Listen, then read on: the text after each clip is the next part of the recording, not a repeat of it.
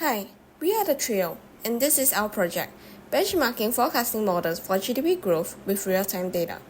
Our goal is to help policymakers choose the best forecasting model using data that would have been available to them at a period of time they needed to make a decision. So, why forecast GDP? Macroeconomic forecast guides crucial policy decisions, which could be key to boost growth and mitigate downturns. Currently, there are many advances in technology, which has introduced many forecasting methods with impressive precision. However, data is constantly revised throughout history, making it hard for policymakers to make decisions. So, can modern forecasting techniques handle constant data revisions? This is where our tool comes into play, where we try to quantify the revision impact on forecasting model, and we will be using model benchmarking and comparison. For model evaluation, we'll be using three main forecasting models. First, AR, which uses baseline model using only GDP history. Next, ADL using GDP and macroeconomic indicators. Lastly, KNN, which learns from similar economic scenarios.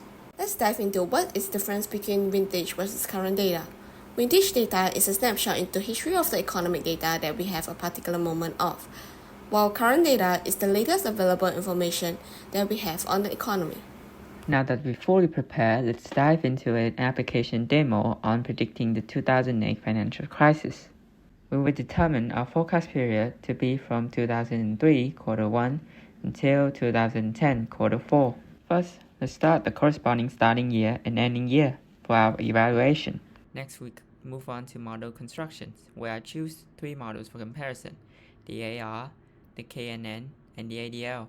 I will add in additional features such as unemployment rate and oil prices. Next, I will also choose that we will do one step ahead forecast. Now let's run the model. The ADL model performed better than their two counterparts when using the current vintage data.